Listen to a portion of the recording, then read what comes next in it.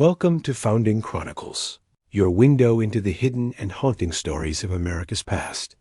Before we dive in, don't forget to like, share, subscribe, and hit the bell icon so you never miss a journey into history's forgotten corners. Today, we're uncovering a story frozen in time. A 1909 photograph of a cheerful young boy waving at the camera. That, when restored, revealed a terrifying secret hidden for over a century. Let's begin. The year was 1906, a time when America was changing fast. Cities were swelling with factories and new electric lights, yet in the countryside, life still moved slow, bound to the rhythm of horses' hooves and church bells on Sundays. Weddings were sacred moments, more than just the union of two souls. They were milestones for families and communities. A wedding meant hope, a new household, the promise of children, and the weaving together of lives in a nation still shaping itself. Photographs were rare treasures, often the only frozen glimpse of loved ones that families would hold on to when time or tragedy pulled them apart. It was an age when one photograph could carry the weight of a lifetime. In a small town, tucked somewhere in the American heartland, a wedding was planned that year. The family of the bride had been preparing for months, sewing lace, pressing linens, and polishing silver for a feast that would be remembered for years. Her name, as passed down in whispers of local memory, was Margaret. She was just 19, with soft eyes and a gentle face that made everyone who knew her feel comfort in her presence. Her groom, Thomas, was a young farmer, proud but humble, a man of the earth, whose hands bore the soil of long days, but whose heart beat fast with hope when he looked at her. Their union was meant to be simple, modest, but filled with joy. A gathering. At the church, a carriage ride through town, and a photograph taken to mark the day, the photograph that would one day be studied not for its joy, but for its tragedy. In that era, death was not as far away as it feels today. Sickness struck without warning, and medicine was often powerless. Families knew the sting of loss all too often, and photographs of the dead posed to appear alive were not uncommon. Known as postmortem photography, it was a practice born of necessity, for many families would never have captured an image of their loved one while alive. These photographs were both haunting and cherished, reminders of lives cut short. But rarely, so rarely, did such a photograph collide with a wedding day. And that is what makes this story so chilling. On the morning of her wedding, Margaret was pale. Some said she had been unwell for weeks, coughing quietly at night, tiring easily during the day. Consumption that dreaded wasting illness was feared in every household, and perhaps it had already found its way into hers. Still, she longed to stand beside Thomas and pledge herself to him.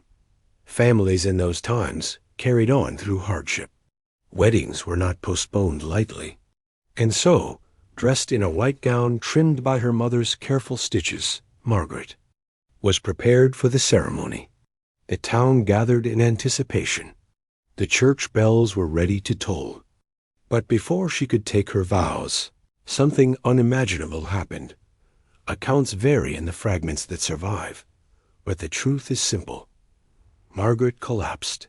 Whether it was in her home, as she was being dressed, or just before she could walk down the church aisle, no one knows for certain. What they do know is that she never rose again.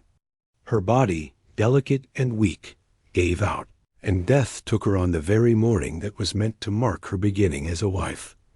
Imagine the silence that must have fallen in that household.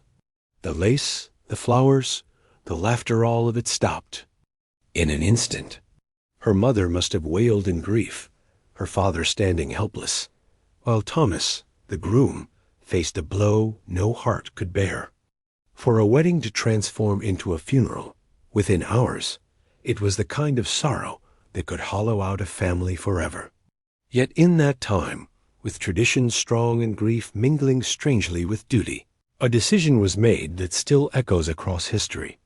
The photographer, who had been hired to capture the joyous day, was already there, his bulky camera and tripod ready.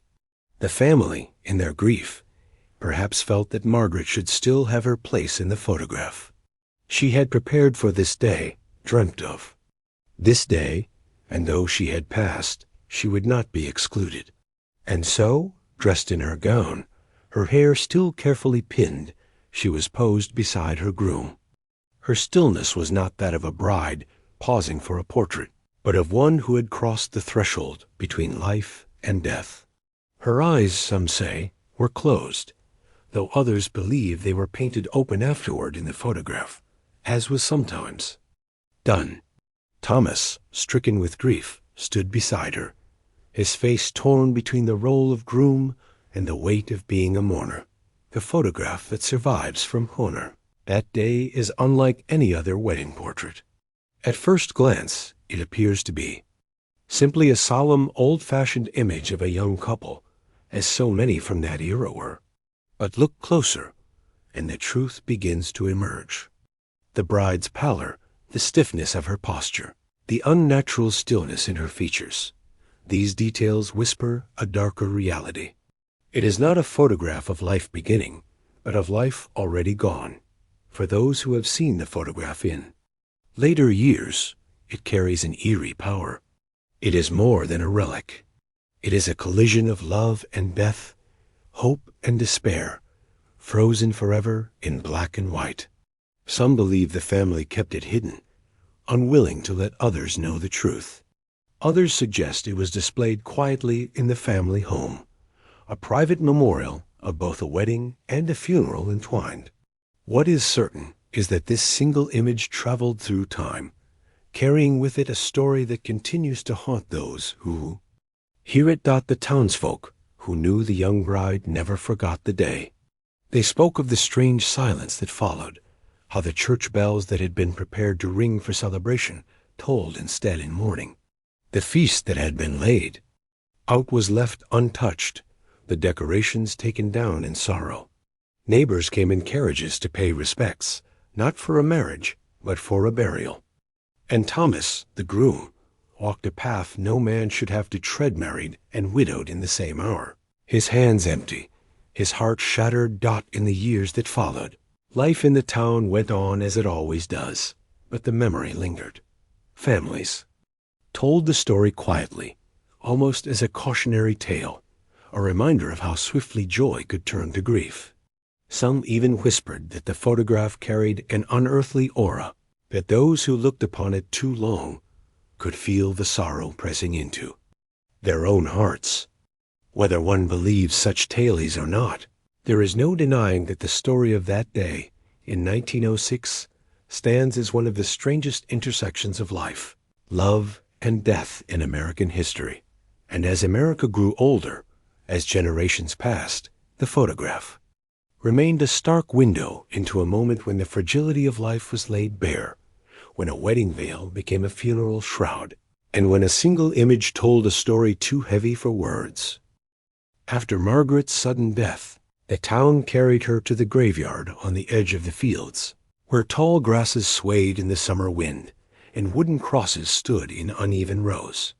She was laid to rest in her wedding dress, the lace her mother had sewn still resting over her still form, as if death itself had stolen her from the aisle and placed her instead beneath the soil. The mourners sang hymns that day with voices broken by tears, their words trembling as they rose into the air. Above the cemetery, it was a funeral no one had expected, and yet it bound itself into the memory of every soul present. For grief at a wedding carries a weight unlike any other. Thomas stood closest to the grave. His hands were clenched, his face pale, as if all warmth had drained from him with her passing. He had dreamt of holding her hand, leading her through the fields they would one day share, raising children who would carry both their names. Instead, he stood alone, the earth between them, robbed of a life that had never even begun. People whispered of his strength, of how he kept himself upright through the service, though inside he was torn in ways words cannot mend. In those days, there was little time for mourning. Work demanded itself, and grief was carried silently, pressed down into the heart like a coal that never cooled. After Margaret's burial, Thomas returned to his farm.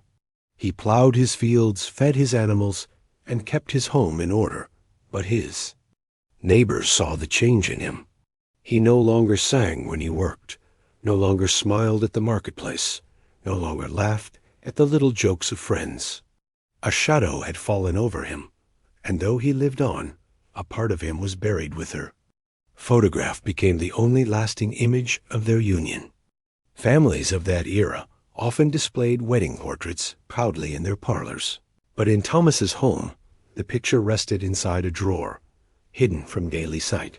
He could not bear to look upon it, yet he could not throw it away. When loneliness pressed on him, he would take it out, stare at her face, and remember what could have been. The photograph, meant to mark the beginning of life together, instead marked the end, and for Thomas, it was both comfort and torment. The town, too, carried the memory. In church pews and over fences between farms, the story was told again and again how the bride had died on her wedding morning, how the photograph showed her standing beside her groom, though her soul was already gone. Some spoke of it with pity, others with fear, as if death had trespassed where it did not belong. Children grew up hearing whispers of the dead bride of 1906, their imaginations stirring with the eerie details, while the older generation spoke of it in hushed tones, shaking their heads at the cruelty of fate. Time passed. Years rolled into decades, and the country itself was changing. Automobiles began to rattle down dirt roads. Electricity crept into rural homes, and the Great War carried young men overseas. Yet through all these changes, the story lingered like a ghost in the town's history. Each generation found itself confronted with the photograph again, when it surfaced from a trunk or an attic, its haunting image refusing to be forgotten. For Thomas, the years were heavy. He never remarried. Suitors were offered. Neighbors encouraged him to try again, to find joy in life once more, but he could not. The memory of Margaret was too sharp, the wound too deep. He carried her with him. Through the seasons, her voice in the wind, her face in the grain of the fields, her absence in the empty chair at his table. In time, people said his devotion was both noble and tragic, the kind of love that endures beyond death, but also the kind that chains a man to sorrow forever. There were nights when he would sit alone, lantern light flickering against the walls, and the photograph would rest on the table before him. He would speak softly to it, not in madness, but in yearning, telling her of the crops, the hardships, the passing years. He imagined her listening, imagined her answering in the silence, imagined her still with him in some unseen way. Those who lived nearby sometimes claimed they saw the faint glow of his lamp burning late into the night, a lone beacon of grief that never fully dimmed. The photograph itself became a relic of more than just a family tragedy. In time, it was passed along, preserved not only for its personal meaning, but for the strange weight it carried as a piece of history. For in the broader world, post-mortem photographs had begun to fade away.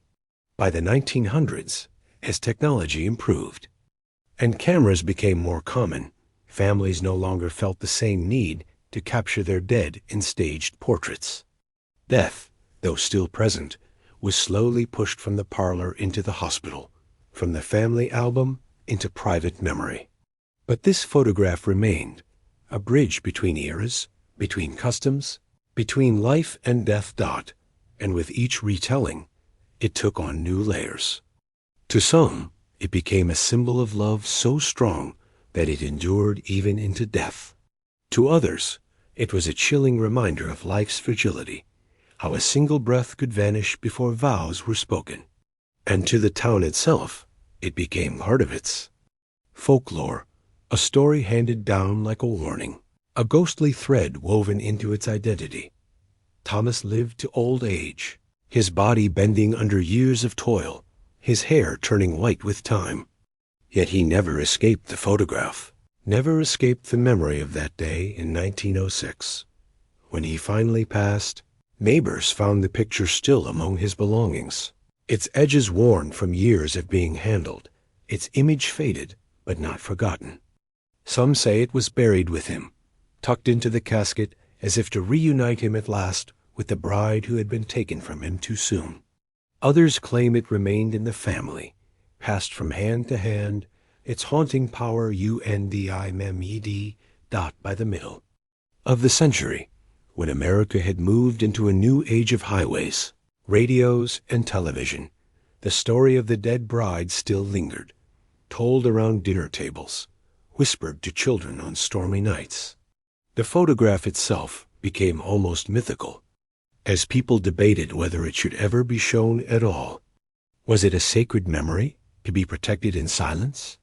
Or was it a ghostly artifact, a reminder of a past too strange and sorrowful to ignore?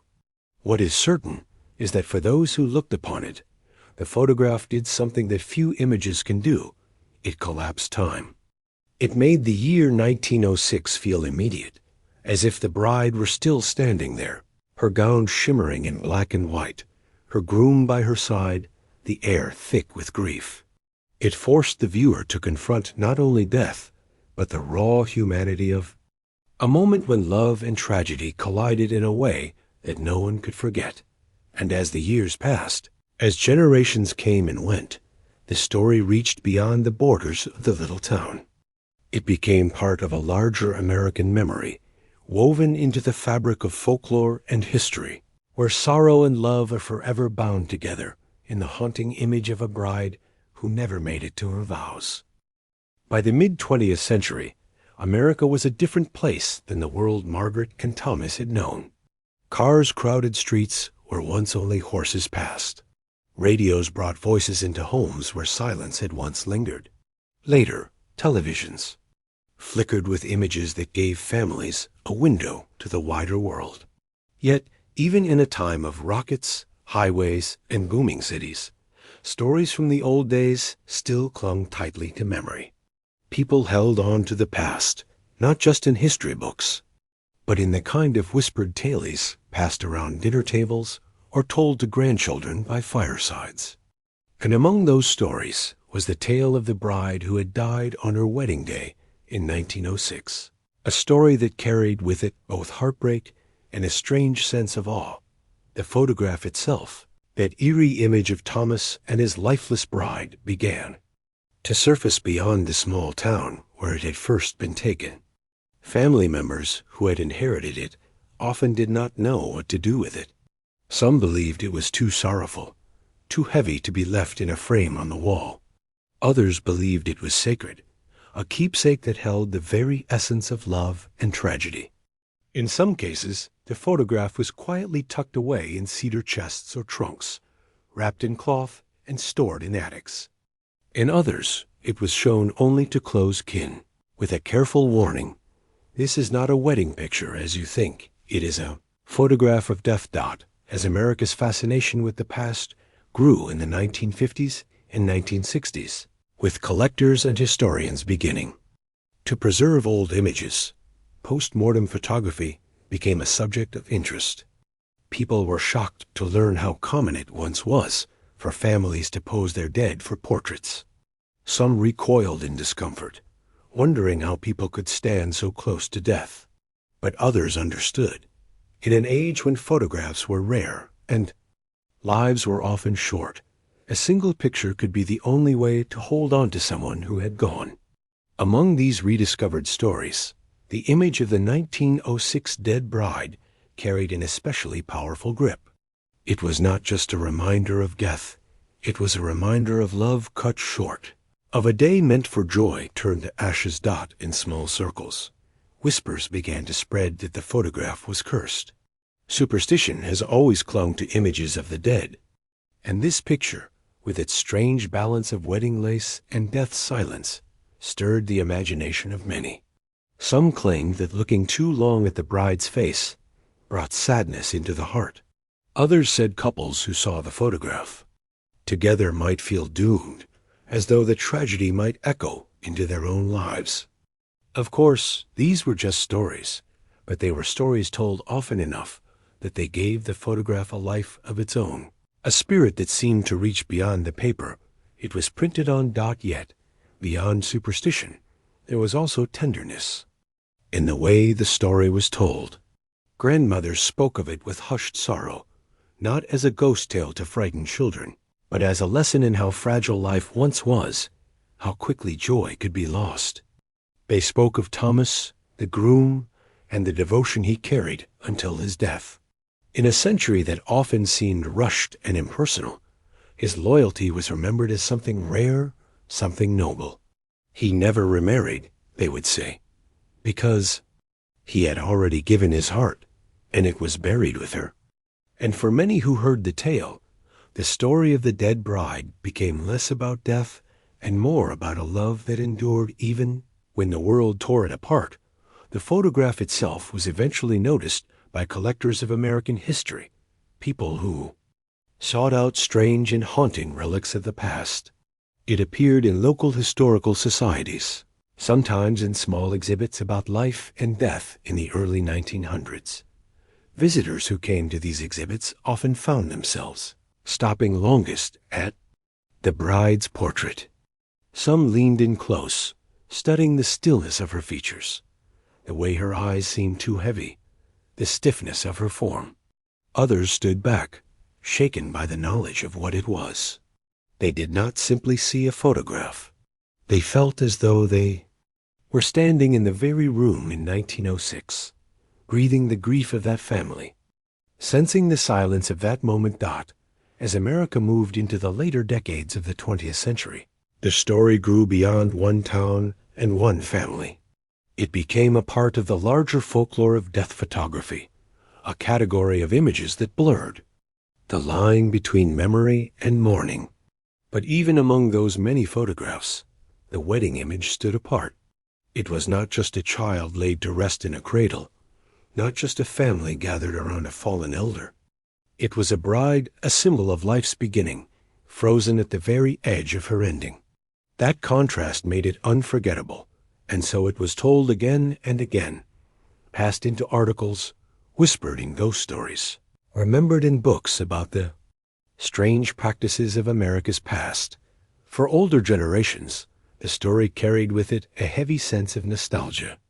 It reminded them of the fragility of life before the modern age, when sickness could steal a young woman in the bloom of youth, when weddings could turn into funerals overnight.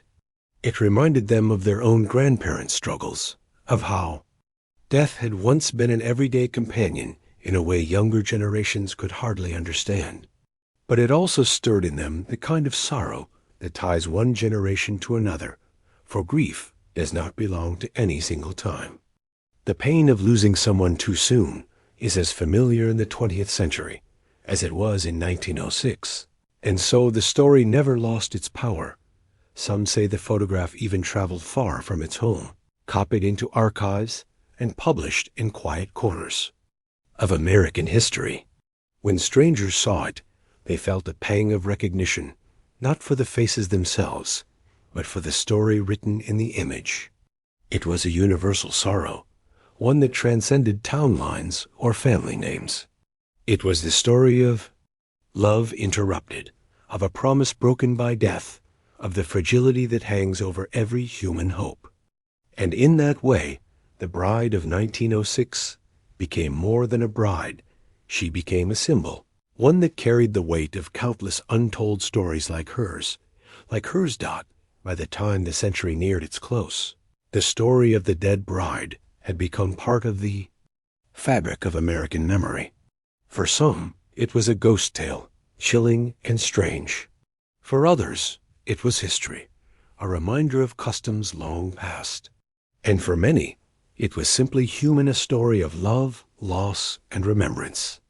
And even as the world grew louder and faster, with technology pulling people ever further from the quiet stillness of the past, the image of that photograph endured, carrying with it the power to stop a viewer in their tracks, to silence a room, to remind anyone who saw it of the most timeless truth, that life is fragile, that love is deep, and that every moment can vanish in the space of a breath. Today, when we look back at the year 1906, it feels like another world. A world without highways sprawling across the land, without telephones in every pocket, without cameras that capture every passing moment. Back then, a photograph was not just a casual snapshot. It was an event, a treasure, something a family might own only a handful of in an entire lifetime.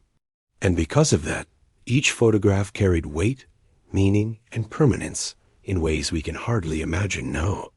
For the family of Margaret, the bride who died before her vows, the photograph became not only a record, but a legacy one that would outlive them all. When people today encounter the image of the 1906 bride, many feel an immediate shiver. Some at first do not even notice. They see only a black and white portrait of a couple from long ago, their expression serious, their postures stiff, as was the custom in early photography. But then, as the truth is explained that the bride was already dead, when the shutter clicked, the entire picture changes. What seemed like a simple wedding photograph becomes something darker, heavier. Suddenly, the tilt of her head, the stillness of her hands, the blankness in her eyes, all reveal themselves for what they are. The photo no longer captures life. It captures death dressed as life. And yet, strangely, it is not only haunting, it is heartbreaking. For within that photograph lies the story of love that was never given a chance. It tells of Thomas, the groom, who stood beside his bride even though her spirit had already gone. It tells of a family who could not bear for her to be erased from her own wedding day, who insisted she should still stand in her gown, still be photographed, still be remembered as a bride. In its sorrow, it also speaks of devotion, of the ways families have always fought to hold on to those they love, even when death tries to steal them away. This is why the story has never vanished, because beneath its strangeness lies a truth every American family knows in one way or another the truth of loss.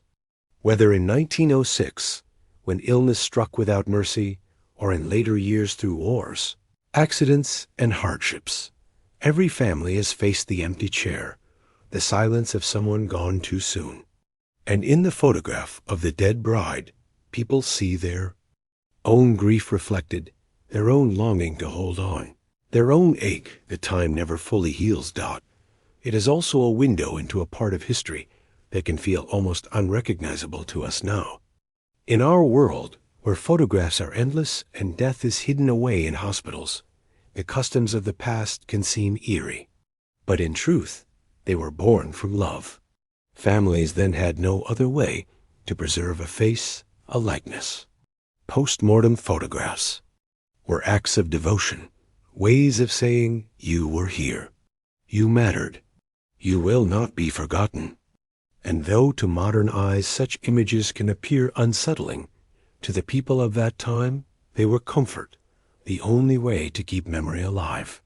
The 1906 wedding photograph is perhaps the most powerful example of that custom, because it combines life's greatest beginning with life's harshest end. In many ways, the story of the bride has become more than a story about one family.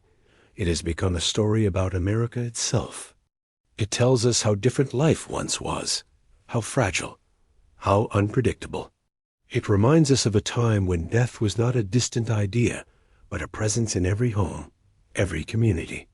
And it reminds us, too, of the resilience of love, of how even in the darkest moment, people found ways to honor and remember. For those who grew up hearing whispers of the photograph, it is not just a piece of morbid folklore. It is a piece of heritage. It connects us to the lives of ordinary Americans who walked before us, who worked the fields, who sang hymns in small-town churches, who gathered for weddings and funerals, much as we still do today. The bride of 1906 was not a queen or a celebrity. She was simply a young woman, a daughter, a bride-to-be. And that is precisely why her story matters. Because it tells us that history is not only found in wars and presidents, but also in the quiet tragedies and loves of ordinary families whose stories were preserved, if only by chance, in a single photograph. There are some who say that when you look into that image long enough, you can almost feel the silence of the room where it was taken. You can hear the ticking of the clock, the creak of the photographer's equipment, the heavy breath of the grieving family watching from the side. You can feel the weight on Thomas's shoulders as he stood beside his bride, knowing his future had already been taken from him. And if you listen closely enough, perhaps you can even hear the church bells that never rang for celebration that day, but instead tolled for mourning. What makes the photograph endure is not just its haunting quality, but the way it invites us to reflect on our own lives. It asks us to consider what we hold most dear, what we wish to preserve, and how fleeting joy can be. It reminds us to cherish our moments, to see the value in the everyday, to understand that life is both fragile and precious. For the people of 1906, a single photograph had the power to hold a lifetime. For us today, in a world overflowing with images, that lesson is more urgent than ever. So the story of the 1906 dead bride lives on. It is retold in books, in historical exhibits, in whispered conversations, and now in videos like this one. Each time it is spoken, it brings the past closer, reminding us of the humanity that binds us across generations. And though more than a century has passed, the photograph still has the power to stop us, to quiet us, to make us feel the weight of love and loss all at once. In the end, the story of Margaret and Thomas is not just about death. It is about love that did not fade. It is about a photograph that carried grief across time. And it is about America itself, a nation built not only on triumphs and progress, but on the quiet sorrows of ordinary people whose stories still echo through the years. Perhaps that is why, even now, when we see the image of that 1906 wedding photo, we do not look away. We cannot, for in that still frame, we are reminded of our own humanity. We are reminded that joy and sorrow walk side by side, that love and loss are never far apart, and that even in death, memory endures. And maybe, just maybe, we are reminded that every moment we are given with those we love is sacred, fragile as lace, fleeting as breath, but everlasting in the heart.